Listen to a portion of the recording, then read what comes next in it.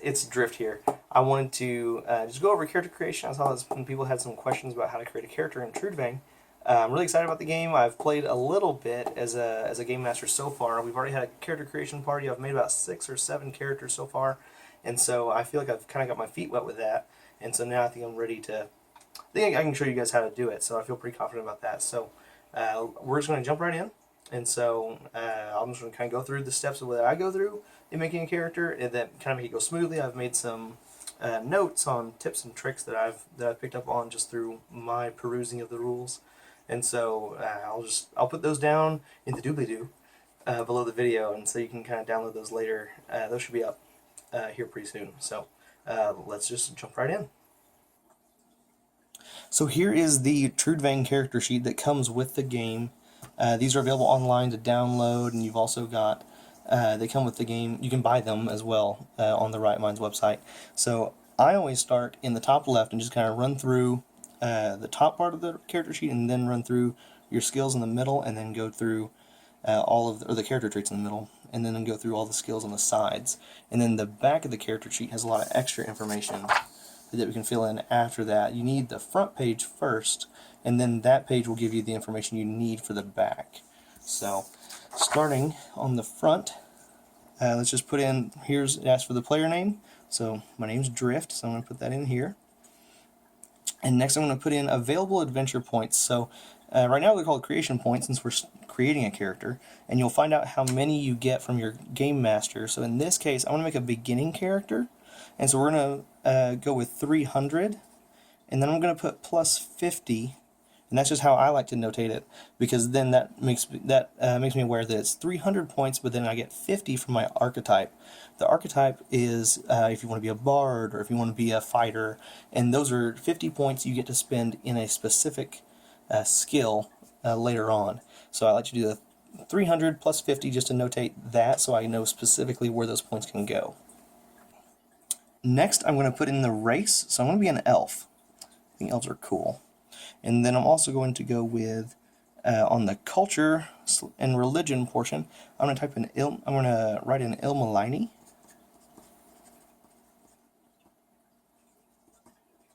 There we go.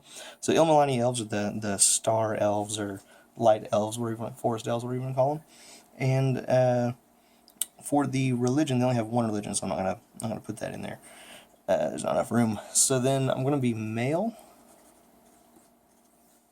And I'm going to be right-handed. And that will come up later as well in the fighting skills. Next, I'm going to go with archetype. I'm going to be a Sampokas. So that is the elven word for a Vitner Weaver. I like to use the specific name that the race uses for the class. And then I put VW next to it just so I don't ever forget that's a Vitner Weaver. So just to be very specific. Then on mother tongue, since I am an elf, they know Eka. You have to pardon me on this pronunciation, I'm probably doing all these wrong.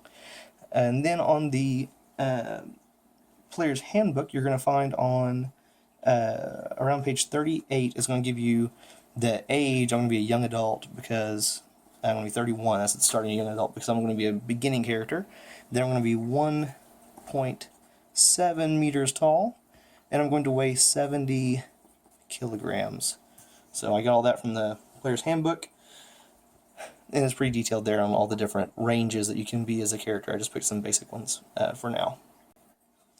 Okay, now we're going to work on, now that we've got kind of the basics down, we're going to work on the character traits down through the middle. So these will give us various discounts when buying disciplines and specialties through the other skills.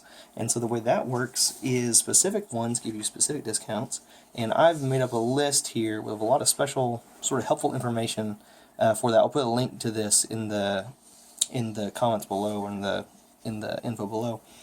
So for Charisma, for example, you get a discount on all entertainment disciplines and specialties, the tradesman discipline and its specialties. Then you also get a bonus to Rod, so we'll kind of go over that. It's change of fate sort of thing. And then I just go through and kind of list everything. And for my character, the most important things are going to be intellect, because intellect gives me a discount in the Vitner craft skill, the knowledge skill, and the faith skill. So knowledge is, or intelligence is pretty powerful in getting some big discounts on your character creation there. I'm also going to go ahead and get a +2 here in strength. I want to put a +2 in strength because I want to be a sort of fighting Vitner Weaver. If you weave Vitner too much, if you read in the Player's Handbook and the Game Master Guide, weaving Vitner gets very dangerous very fast, and so I don't want to rely on Vitner alone, so I want to put some points in strength here too, so I can be a pretty decent fighter. So I am going to start in, just go down the rest of these. I know the main two I want, and I'm going to go through the rest now. So in the rest of these here, they cost a lot of character creation points to get these. So it's 15 points per +1, and then you get 15 points back for every -1. So I don't want to go in too steep on these, so I want to get some points back, because right now this is already costing me 90 points, and that's pretty steep. So I'm going to go through, for my character Charisma, I don't mind if he's, not that socially savvy, neither am I. And then I'm going to go through on Constitution, do -1. He is a little frail, so not too bad though. And then +1 in Dexterity, just in case I need to evade or anything like that. I want to have some ability there. Perception, I'll do 0. And Psyche, I'm going to do -1. So now, going through, this ends up being a net of +4, which means that is 60 creation points. So I'm going to write that down, make a note of that for later so I can tally it all up. I've pre-made the character, but now I can go through and track the points pretty easily this way. So next, since we're here down through the middle, movement, you look in the Player's Handbook on page 40. That's going to tell you how much movement you have. So for an elf, they start off at 12, and then because of my dexterity modifier, I get +1. So my movement's going to be 13 meters. That's the max movement I can do in one combat round.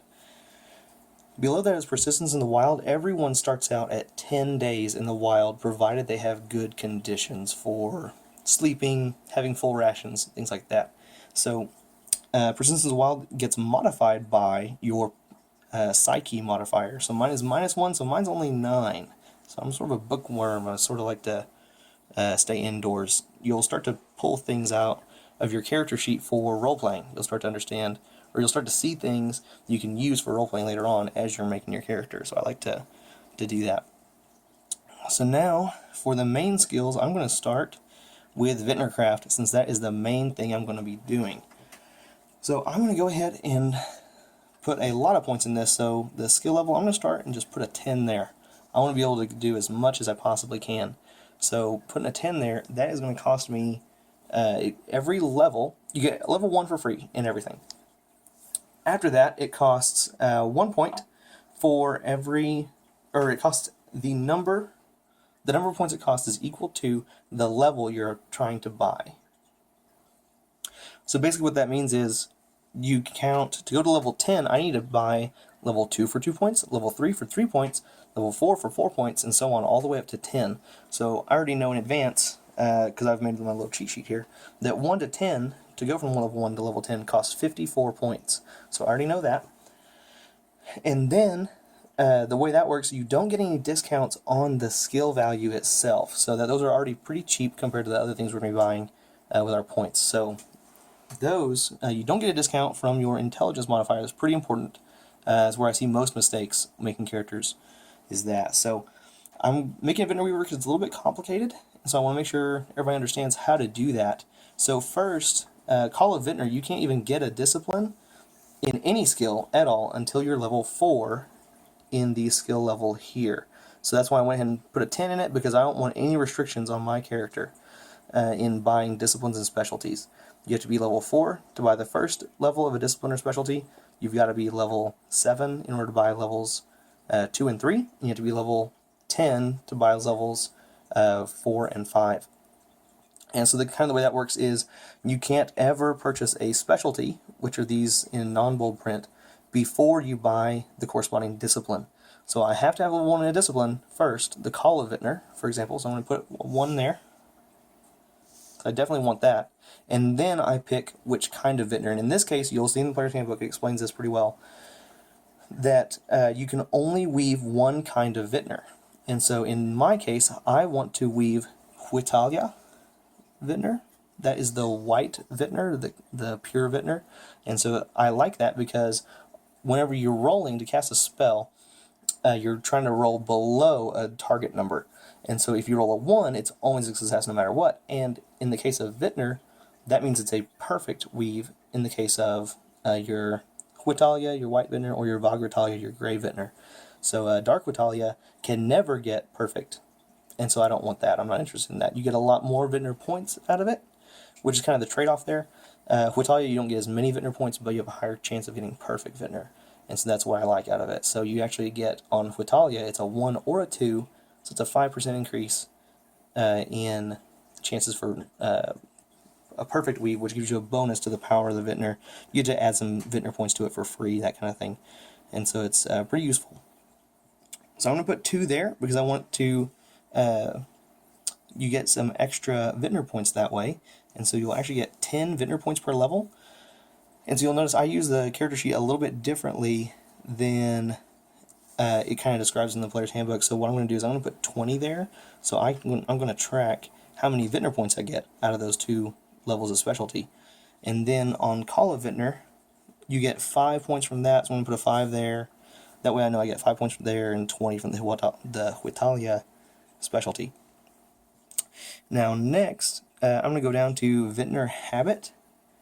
And Vitner Habit also gives you 10 per level. So I'm going to get 1 there. The reason I do that, it's way cheaper to get a level in this specialty than this one, so I get some extra points that way. The way they work, the cost, kind of what I'm doing here, is each level of a discipline or a specialty, as opposed to this, here it just costs 1 point, or it costs equal to the level that you're buying, so level 2 is 2 points, level 3, 3 points. In the Call of Vitner, or any other discipline or specialty, each one costs 7 points for the first level. It costs 14 for the second level, costs 21 for the next level, and then it costs 28 for the next level, and then 35 for the 5th and final level of it. So you can have up to 10 here, up to 5 in all these. They're a lot more expensive, as you can tell. That's where you're getting these discounts. That's where they become so nice. So I get a discount of 4 on every level. So the level here normally cost me 7. It's only costing me 3. And so that's really nice. Here, these two, I'm going to pay 3 for the first level and 10 for the second level. The way it works is I get 4 points off of the 7, so that's 3. The second level costs 14 points, so I get 4 points off that, that's 10. So it's just costing me, did I say that right? 14 minus the 4 discounts, that's just 10. Then the 3 from the first level, so it's just 13 points here that I'm spending. And then I spend another 3 here. So that's kind of how that's working out. So I'm going to go through and keep going. I want Vitner Focus, mostly because this is going to give me access. I need to pay for that first. It's going to give me access to safe weaving. By having access to safe weaving, it lets me reduce the amount. If I'm ever rolling the Fatal Vitner table, or the Fatal Magic table, lets me reduce the chances of dying, basically. So I don't want that to happen. So the way that works is I get a point that I can use from Vitner Focus, and then 2 from safe weaving. It'd be worth checking my math on some of this. Oh, I'm sorry. Just because I'm having to do a lot of this by memory, so I can't really look up every single. I really messed that up, didn't I? Okay, there we go, a little more accurate. So I went through and filled in the rest of these real fast. And so these give me various Vitner points. Those will be tallied up on our second page. So I'm just making a note of that there so I can easily access it. Then this next part, Vitner Shaping. So in order to be a Vitner Weaver, this is another one of the requirements. And so it details this in the player's handbook. It's kind of, you have to find it in a very specific place around the Vitner Weaving thing. It's in the player's handbook, also in the, depends which edition you got. If you got the Kickstarter version, it's in a separate book called the Vitner Weavers and all that. If you've got the player's handbook, it's all lumped in the same book. and so I don't have the page numbers on that if it's the same book. So on, basically you've got to have call a Vitner, level 1. You've got to pick a Vitner you're going to call on, or see, and then you've got to have, Vitner Focus is optional. You don't need this to be a Vitner Weaver, but you do need Vitner Shaping. So I'm going to put a 1 in Vitner Shaping, and then you pick which kind of Vitner you want to weave, or the way you want to weave Vitner. So Galding is singing, Sating is using motion, using different movements of your hands and arms to call upon the Vitner and to weave the Vitner. Then you've got Vitner Runes, which is like reading Vitner, like turning Vitner into runes and stuff. And then Wielding, that is using Vitner with your mind. And so the benefit is no one knows you're weaving Vitner because you don't have to move or sing to do it, but it takes twice as long to weave the Vitner. And so the benefit is nobody knows, but you can do it very sneakily, but the thing is it does take twice as long. So out of these, the ones I prefer are Sating here and Wielding here. So I'm going to put 3 in those. I really want to have a lot of ability there. And so these all these disciplines or specialties contribute to raising up the skill value whenever you try to weave Vitner. It raises the number that you're trying to roll below. And so the higher these are, the higher chance of success you have. And so the way that it's tallied down here is first you start with your skill level, 10. So got it, 10, plus the Vitner Shaping skill, so that's 11, so I'm just going to write that there. Plus, you get 2 points for every level in these. And so that means 10 and 11, and then you double this and add back to that 11. So I'm going to get 17 here, and I'm going to get 17 here. So whenever I'm weaving one of these spells that I know, I need to roll below a 17. It's a little more complicated than that. There's some modifiers that go on, but this is a basic understanding of how that works. So the specific spells have specific modifiers.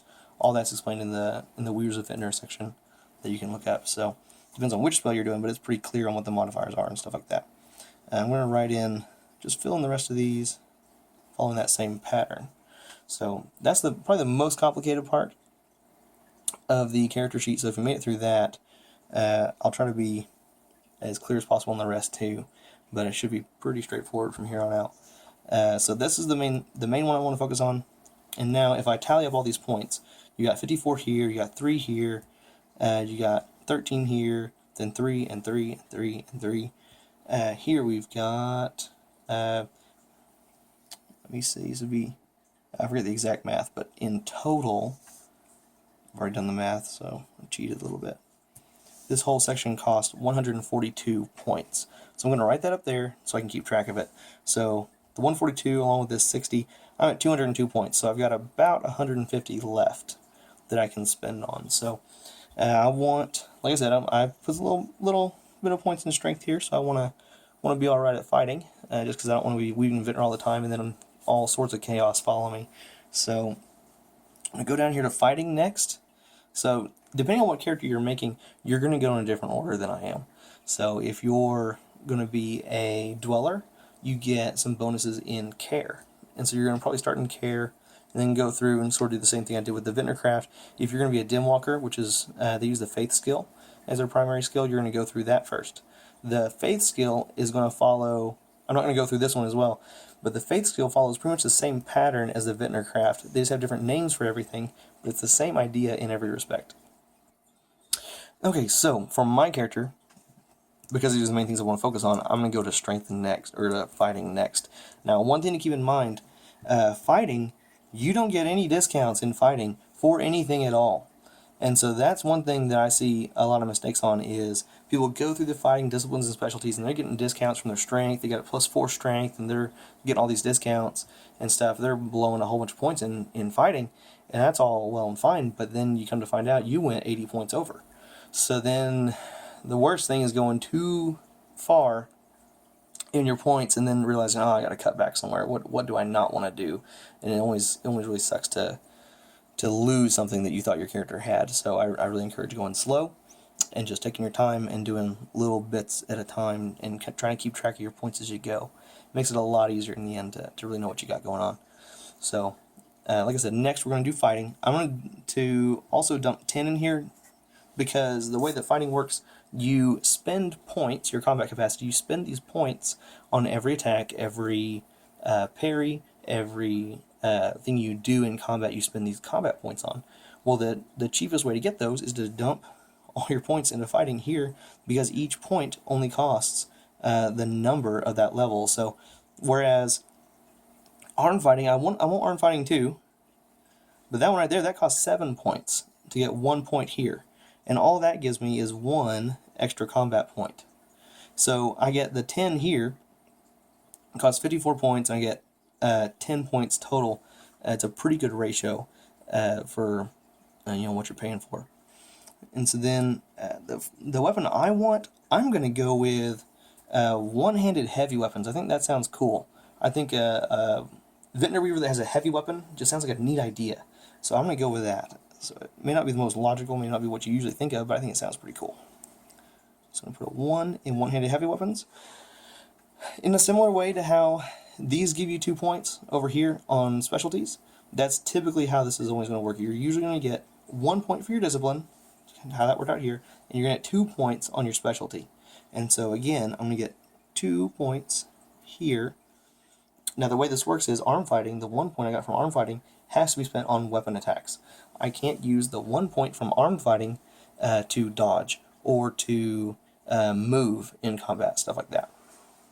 Likewise, the point I got in one-handed heavy weapons must be spent on attacks or parries with my one-handed heavy weapons. I can't use it on a little dagger.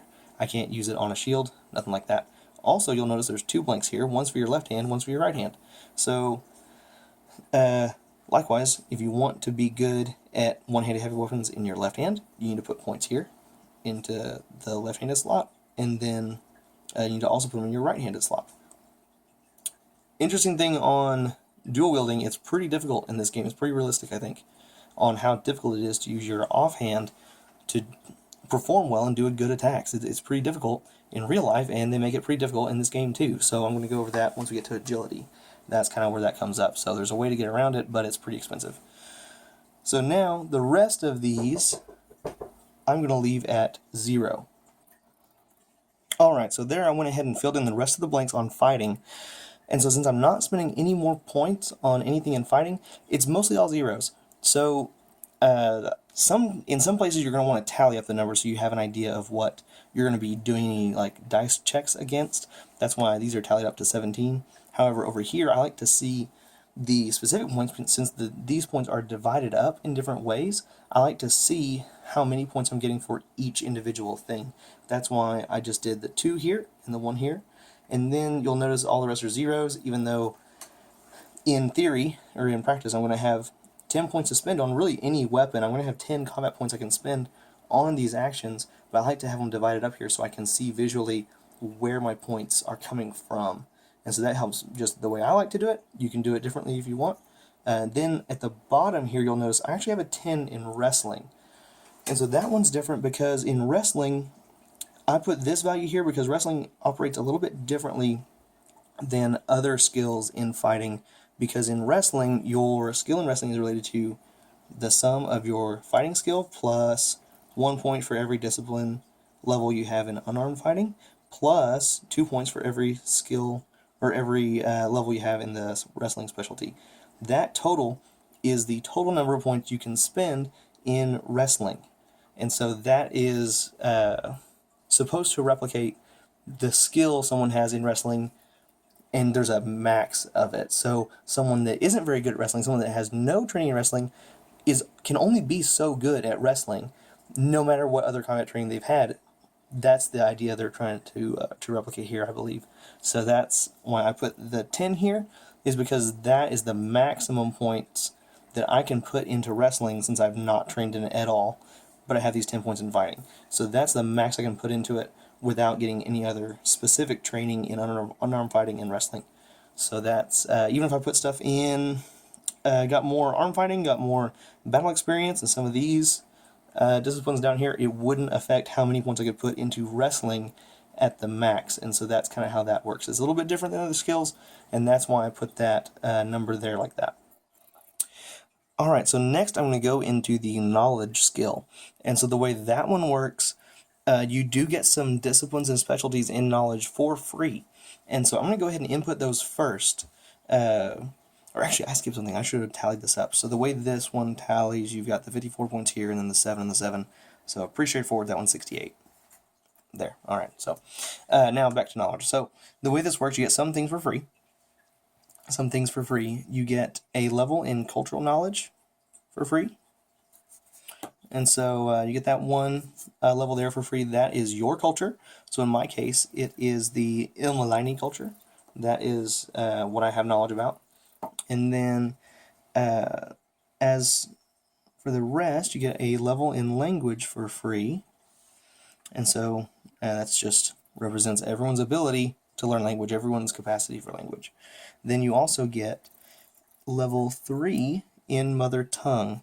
So this is my mother tongue, this is Eka, and so that represents fluency in that language. So if I had a discipline, or a specialty level of 4 or 5 in my mother tongue, that means I'm more than just fluent. I now have specialized knowledge. So in a way, you can use that to your advantage in role-playing in order to say, oh, I'm really, really, I'm not only just fluent in this language, I have special knowledge, so I could pretend to be a diplomat or some sort of official or some sort of someone in politics, basically, that I know the lingo that they use, and so I am more than just a citizen, more than just some peasant that doesn't know anything about how the world works.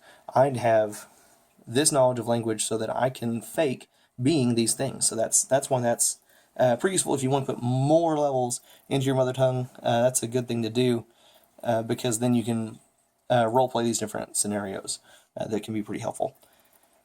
So as for my character, I want to add a little bit to knowledge. So in order to do that, you get the first level for free, as usual, but I want a little bit more, so I actually have to bump this up to 4, because 4 lets you get the first discipline in something. This is free. This kind of breaks the rule here. This is number 3.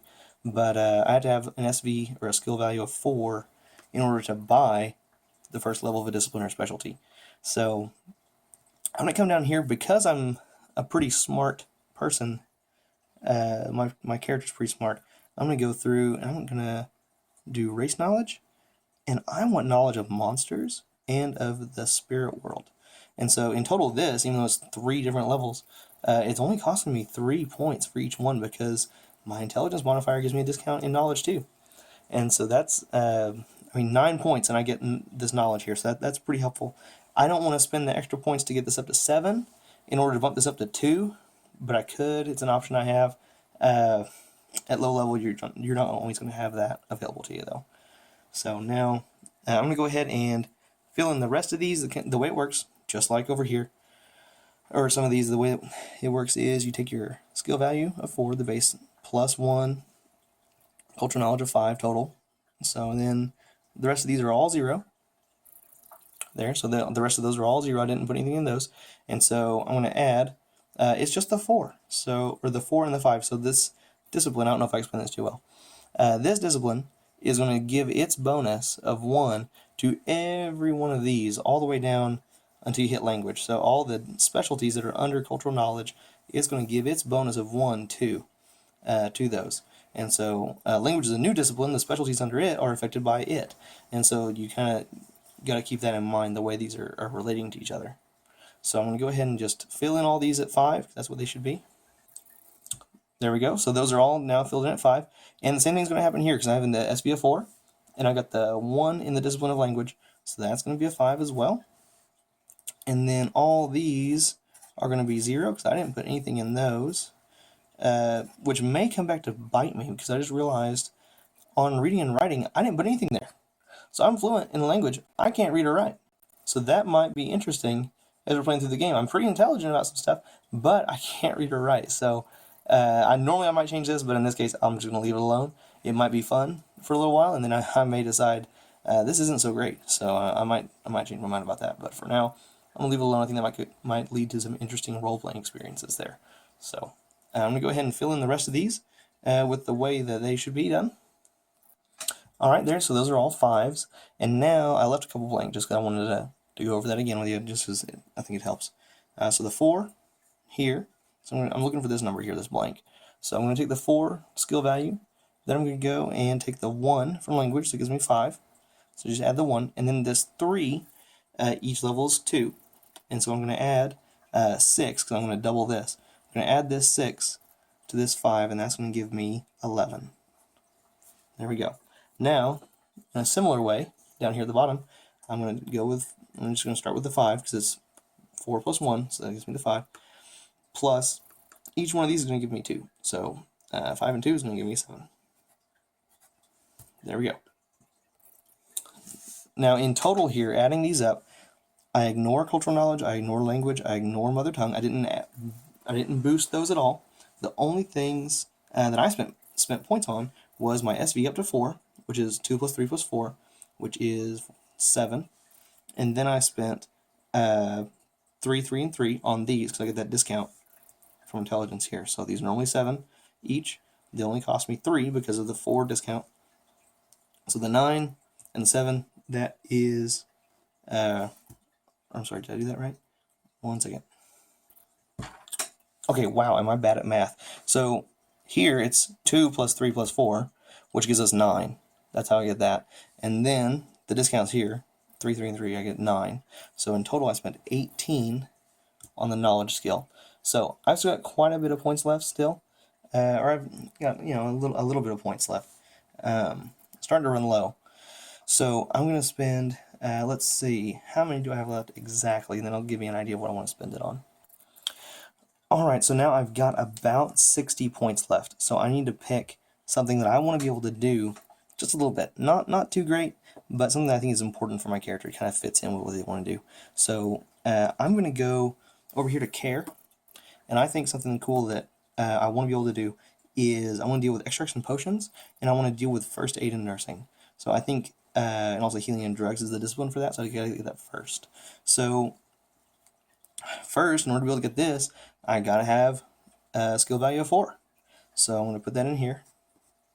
Then I'm gonna put a 1 here, and then let's see, I'm gonna put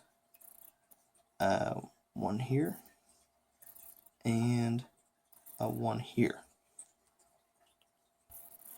Okay, so after looking at it, I end up having a little too many points, a few many points left. So I want to actually bump this up. You're going to experience this a lot. So I'm going to bump this up to 7. I want to use more points, and then I'm going to bump up.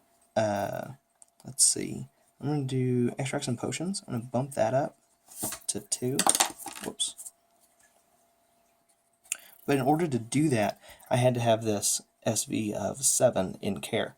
So it's always, you gotta have an SV of 4 for level 1, you gotta have 7 for levels 2 and 3, then you gotta have level 10 for anything above that, the levels 4 and 5, because the max here is 5, and the max here is 10, so that's kind of how those relate in another way. You gotta keep track of that.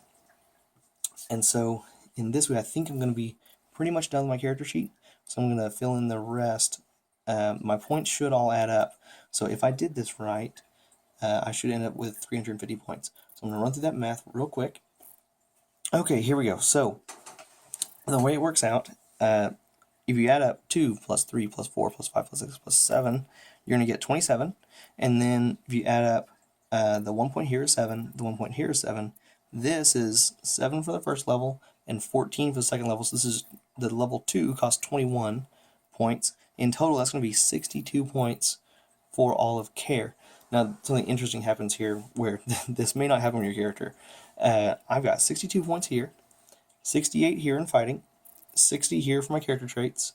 I've got 18 in knowledge, and I've got 142 in Vitner craft.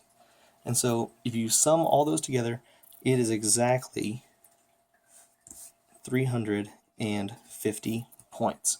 So that's probably not going to happen in your character. I think out of the 5 or 6 characters that were in my party, I think everyone had like 2 to 4 points left over.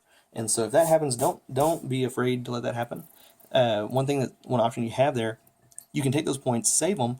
Then after a couple adventures, you've already got 15, points or so that you can spend on a discipline. And so that's pretty nice. You can save some of those points and use them later. I wouldn't save very many because you really need them at the beginning. Like, your character is pretty limited. If you're doing a 300-point character like this, they're pretty specialized, and so you need to be good at the things that you're good at. So I encourage you to spend as many points as you can. Don't hold back on there.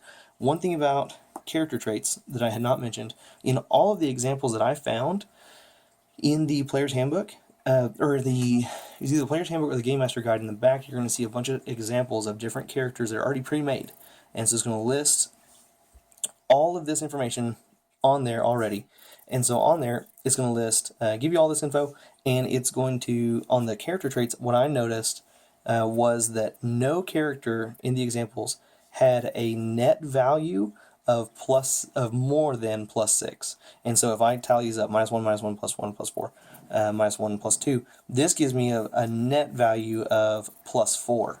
And so the way that works, that means I only spent 60 points on this, and I had a lot more points, 290 points, to spend on specific skills and stuff that my character can do. So you don't want, at least the way it looks like in the examples, is the creators don't, the authors of Trudvang don't intend on you spending 150 or 200 points on your skills just to give your character a beefy base stats, because a big benefit of these skills is getting these discounts on these skills. And so if you've got a bunch of +1s here or a bunch of +2s, chances are you're not going to have the points left over to spend on your disciplines and specialties to make that discount pay off.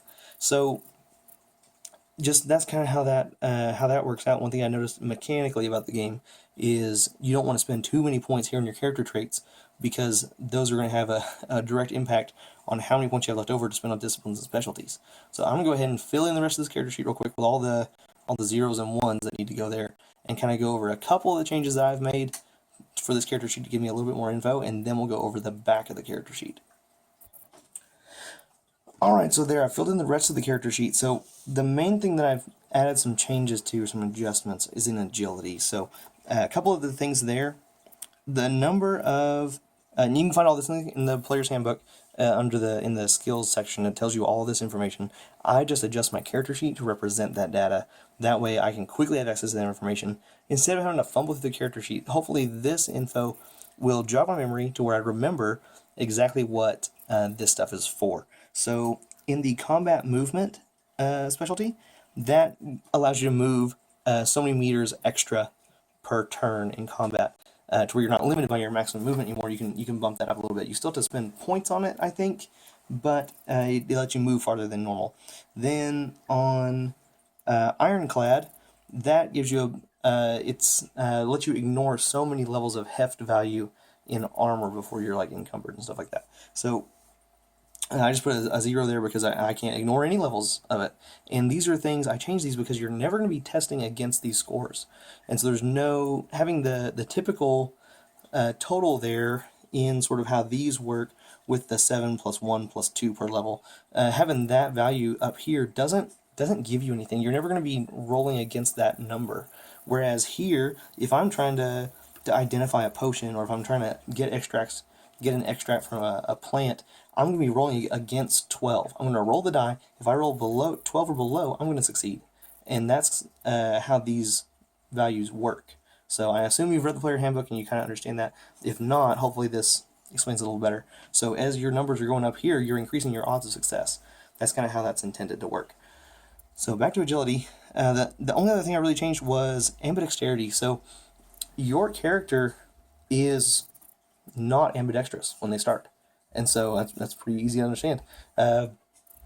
Most people aren't. So the way it works is if you do anything in combat with a weapon or whatever with your offhand, so like in my case, my weapon hand is my right hand, so my offhand is my left hand, I get a -15 penalty to that. So if I've got to spend 16 combat capacity points on that attack with my left hand before I have a shot at doing it. And even then, it's still just a 5% chance because I get a -15 penalty on my 16 points that I spent. And so it makes it to where it's almost impossible to do anything with your left hand with any sort of skill at all. And so the only exception to that is Shield Bearer.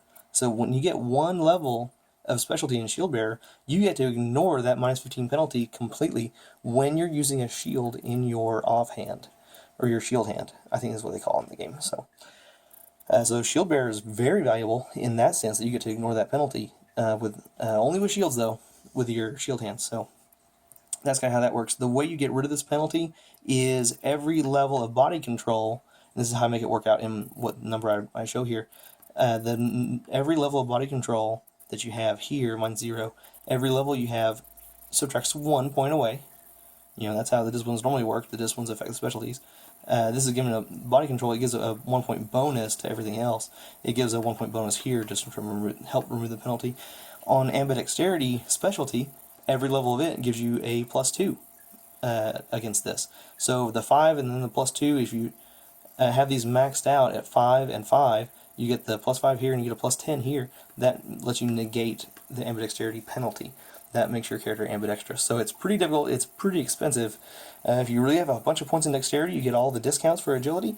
So that's something you can do. My character can't do that. It's a very unlikely scenario that he would be ambidextrous, just because it would take so much time to learn. So many points to put into that. So this is our front page. The back page, you extrapolate this data and put it on the back page. And so the way that's going to look, let's see, I have a cheat sheet that I'm using. So what I do is this data for your weapons and stuff, you just take from the front page. What I did is I took this to Staples and I printed off more to where I've got front end. These are just single-sided, and so I've got the front and back on 2 separate sheets. That way I can use them really easily. I can reference both pages at the same time. That's what I like to do. So the SV here, or the your free combat points, is equal to your combat capacity. In my case, it was 10, and so I'm going to put a 10 there. And then the only other thing that I did was I got put a point in armed combat, so I get 1 point here, and I put a point in one-handed heavy weapons in my right hand. That gave me 2 points, so I put that there.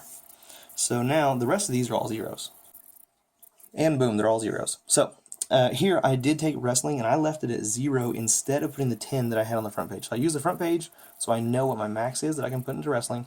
I use this to know how many points I have specifically to put in wrestling. So the 10 points max I have can come from these free points or different things like that, or unarmed combat. They can come from there, but the maximum from wrestling, I keep that number on the front page so I know that that's the max I can put into it.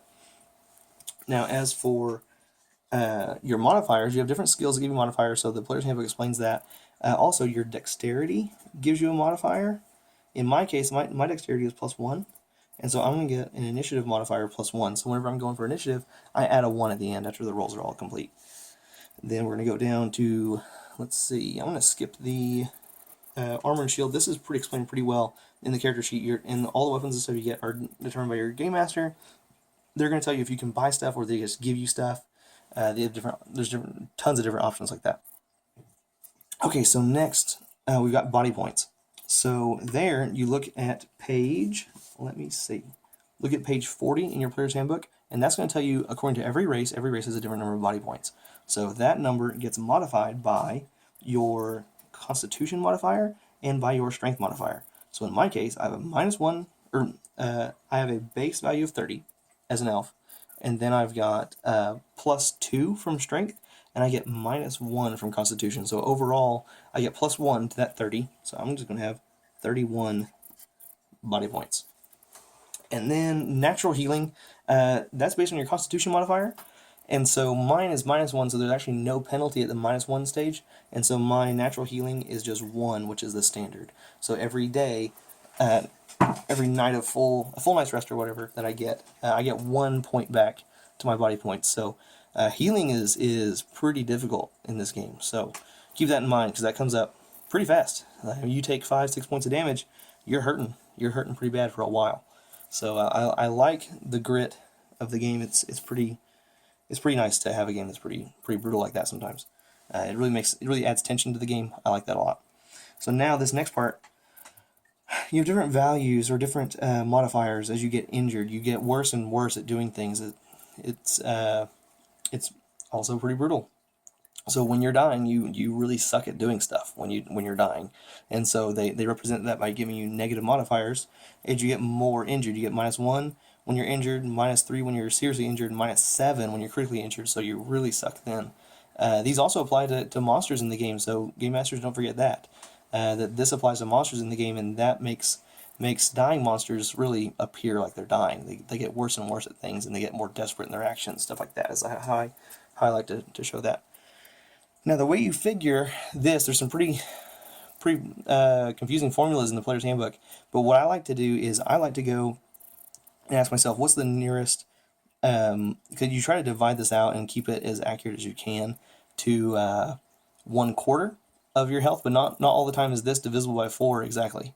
So what you come up with is some of these, sometimes there's a formula you use, and it's pretty complicated. It's kind of confusing. So what I do is I find the nearest multiple of 4 that this is, that is lower than this number. So the closest multiple is 32, because 4 times 8 is 32.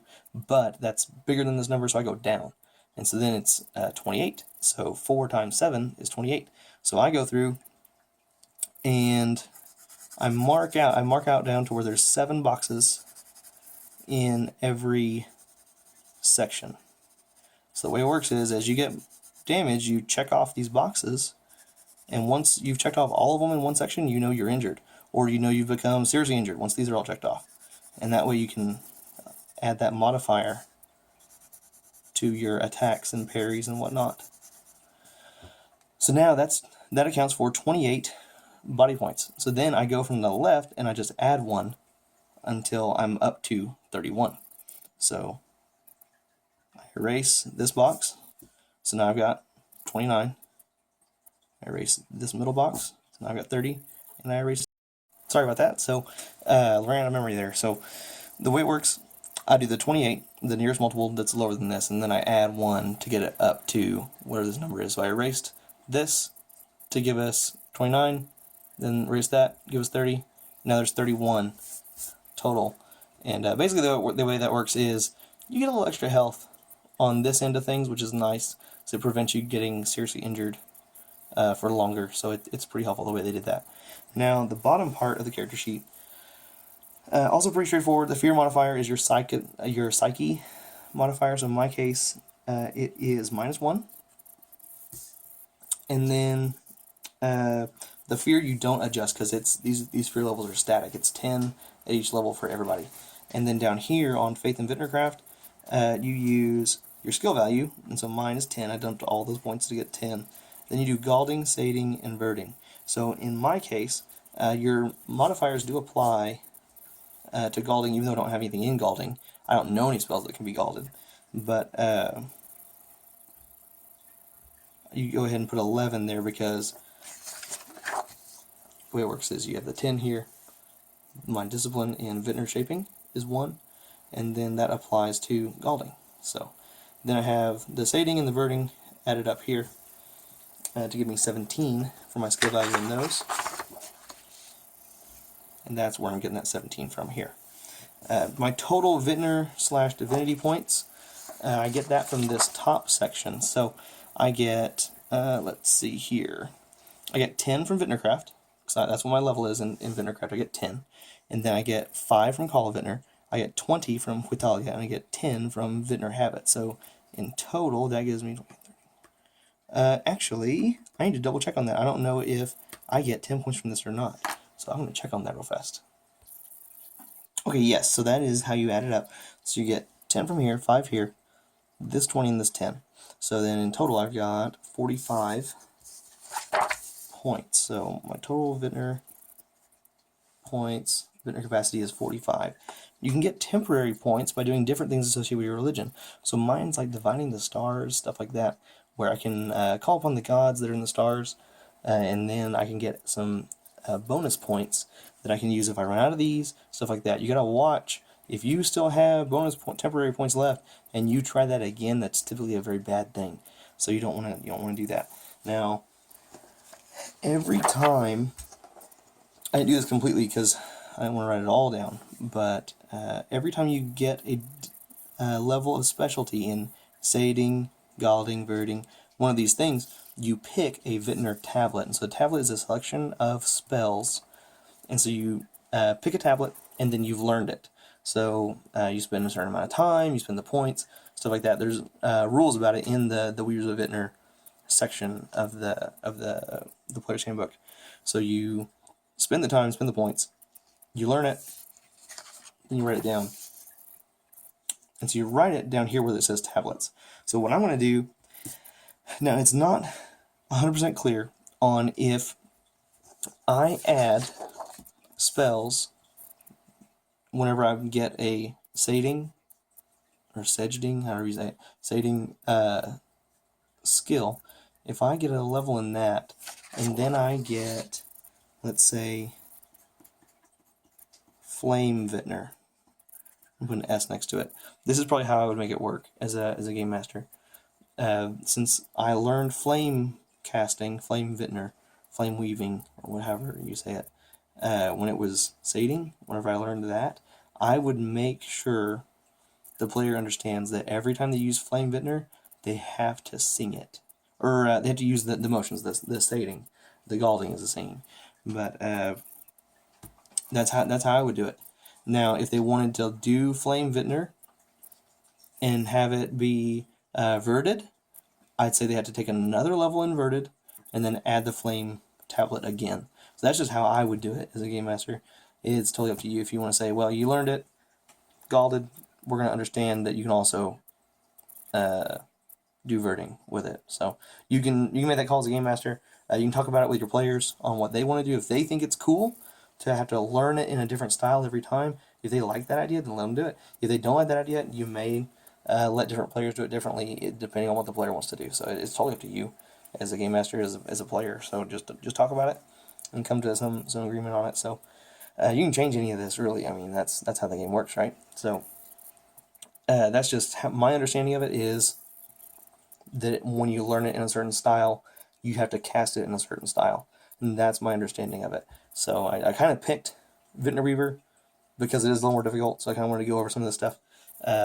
I've read through the rules several times, and so I think I have a good understanding of it, but there's always a chance I miss something. So, in fact, I'm positive I missed something. So, if you see something that I did wrong, especially in the math, stuff like that, that I might have missed, point out in the comments. Like, just let me know. The more we communicate about it, the more likely we already get it right. So, this section on samples of attacks and weapons, I'm just going to go over real fast. I'm not going to spend a whole lot of time on it. The Player's Handbook does a really good job of how samples of attack works. Basically, you look at what am I going to be using. In this case, I'll be using a one-handed heavy weapon. It might be a hammer, it might be a sword, probably, or it might be a staff. I don't know what I'd be using. But I would write down the name of it, so like sword or whatever. You have a number of weapon actions with it, which is how many actions you can take per action round. You have an initiative modifier that affects your initiative. Protection value is whenever you parry with it, it's how much damage you can parry with that object before it takes damage itself, which is the breach value. If it exceeds the protection value, if the protection value of 4 and you parry with that weapon, then, and you're parrying 6 damage, then you still avoid it all, you still block it all, but you do take a hit to your breach value, and so you need to notate that you took a hit to the breach value. Once you've taken 10, the protection value goes down 1, the breach value goes down has obviously gone down by 10. So it's a way that your weapons and armor and shields get damaged over time, need to be repaired, something like that. Damage is going to be the die, it's going to be like 1d10, every weapon is 1d10, and then some of them open roll at different values. So a one-handed heavy weapon is going to be open roll at 9 and 10. So if I roll a 9, I re-roll it, and I keep adding that until I don't roll a 9 or 10. And I add all those numbers together to get the total damage. So that's a really, really nice thing. It's really cool. We've already had some pretty awesome moments in our game with that. So if you have a ranged weapon, you have the value at short range and the value at long range on what those distances are. They do different damage at those ranges, and then there's a penalty to attack, stuff like that. It varies, I think. And then there's extra information if you have a magic weapon or something like that does extra damage to something or whatever. And then keep in mind the damage here, you probably want to add your strength modifier to it. So in my case, I have a strength of +2, So every time I do damage at the end, it's going to do +2 damage on a melee weapon. So, and that's kind of how that works. Pretty cool effect there. Armor and shield, same idea. You put those values in here on what you've got. Then you've got samples of attacks. This is pretty nice. You really want to fill this out because the samples of attacks are really going to help you in speeding up your combat. So you've got 10 free, you've got 1 for armed and 2 for one-handed heavy weapons is what I got. So that's a total of 13 points. So I could put down 13 as an attack. So then I'd spend all 13 points on that attack. I roll the d20. If I get a 13 or below, I succeed in my attack. And that's great. I could also do, if I wanted to, I could do like a, what can I do? I could do like a 6 and a 7. So a 6 and a 7. So I could do 2 attacks. Or I could do like a 7 on the attack and hold back 6 for a parry. Stuff like that where somebody might attack me, so I want to hold back some combat capacity to where I can parry if I need to. And then you can always flip it around where you do like, oh, I'll do like a 10 and a 3. Or I'll do different things like that. So you want to go ahead and fill in some different attacks that you expect yourself to do. I like doing 1 attack, just so where I have a total. I like having, what if I did 2 attacks of equal value, and then I like 2 attacks of different value, is kind of what I like to do. So that gives you some different options in combat that you can quickly access without having to do a whole lot of math in your head. I really don't like doing math in my head, if you hadn't noticed, so it gets kind of out of whack pretty fast. So I think I've covered the majority of everything on the character sheet. Oh yeah, on the player's handbook there's going to be a lot of skills in here that give you dexterity modifiers. You got stuff like different kind of casting, let you do stuff faster. You've got different combat abilities that let you react faster in combat. Different things like that that add or take away from your dexterity and stuff like that. So armor does it too. There's an initial modifier on your armor that is always in effect. Things like that. So the main things that I would point out just to help you when you're making your character sheet is you want to do these first. That to get your discount, so you know what kind of discount you're getting, and then you need to keep in mind which ones give you what discount. And you want to always remember, people always forget that strength does not give you a discount in combat. To any fighting disciplines or specialties, it does not give you any discounts, and so it really sucks. But that's just how it is. So you don't want to forget that. And then you've got whenever you're getting a discipline or a specialty, for level 1 you have to have at least level 4. For level 2 and 3 you have to have at least 7. For 4 and 5 you gotta have at least level 10. So you want to keep that in mind. You want to keep in mind that these levels, you get level 1 for free, and then you get level 2 costs 2 points, level 3 costs 3 points. So go from 1 to 5 it costs, or from level 1 to 3 costs 5 points. And then you want to go through and make sure that every discipline, you get your free ones here, your free disciplines and your free specialties in the knowledge skill. Those are important. You also get your 50 bonus points to spend over here, or for wherever your specific archetype gets them. And then don't forget that disciplines cost 7 for the first level. Then they cost 14 for the second level. So to go from level 0 to level 2, it costs 21 points total. It costs 7 for the first level and 14 for the second level. Third is 21. 4th is 28, 5th is 35, and then you do get a discount on those from here on some things, but on the SV, the main skill value, you don't get discounts on that. So don't forget that. Otherwise, you'll be like, oh man, I can get up to level 5 practically for free. You don't want to do that. So that'll really screw up your math. So I did make a Excel sheet. I have one for Excel and one for LibreOffice I made that you can fill in the values you want, and it automatically does the math for you. So I had to refer to that several times through the video just because I screwed it up on the math on my own. But that thing I made, it's pretty accurate. I think I've got all the kinks worked out. I found a problem with it just tonight while I was doing this. So hopefully it's been corrected all the way now. So I think I've found everything. I've used it for a lot of different characters now. It helps fill this front page out, and it'll fill the back page out for you. So it's pretty nice. So I'll put a link to that down in the doobly-doo, but go ahead and take a look at that too. I've got cheat sheets that I've made here and all sorts of stuff. There's a Facebook group you should join if you haven't, because the Facebook group, there's tons of information in the Facebook group. There's 2 different ones. You should just go to those. They're awesome. I'm in both of them, and both groups just have great ideas. It's a lot of fun being in there. So there's about it for the character creation. If you guys want to see more videos on how to play the game, how to be a game master, how to play as a player, or anything like that, put in the comments. So I'm just doing this to kind of show everybody how to do it, so that people in the community wanted to know. And I love the game, and the more people play the game, the more fun we all have, and the more good ideas get out there. So that's kind of what I'm hoping for. So if you have any recommendations or questions, or if I did anything wrong, let me know, because I want to make sure I'm doing it right. So anyway, have a good one, you guys. I forgot to mention, one of the important things here is rod. It's change of fate. So it's a different things you can do where you can take back decisions and stuff like that. This is modified by your charisma. So you roll a 1d6 and it tells you how many rods you get, how many times you get to do that. You don't get any more most of the time. But in my case, if I roll a d6, I get a 5. Take my charisma and I'm -1. So in that case, I would get just 4. Now, if you have a -4 in charisma, you get none. So keep that in mind. Just look at the character sheet, or the player's handbook. It describes in detail what each one does, stuff like that. So all these give you different abilities and stuff. I'll post my cheat sheet that I use. It's pretty helpful. It doesn't have all the info you need, but it's a really good thing. It keeps me on track and makes sure that I remember everything that I usually forget. So I think that finishes it off. One thing just wanted to point out, you've got to have the discipline before you get a specialty, but you don't have to have the same level in the discipline as the specialty. So I can have level 1, or I can have level 1 in vendor shaping, but have level 3 in sading or verting. It doesn't matter as long as my main skill value is high enough to support the level 3. And so in this case, it is a 7 or higher, so I do get that. I can do that level 3 here, even though I only have a level 1 here. I can't have a level 3 here, or even a 1 or a 2, if I don't have a level 1 here.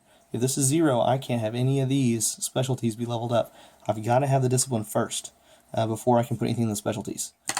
So I think that covers it. That's most of the little intricacies that are easy to forget, easy to overlook, and get wrong the first time you make a character. So have any questions, let me know.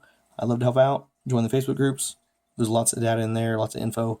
Everybody's willing to help in those groups. It's a pretty great community. So thank you guys, and if there's anything else, let me know.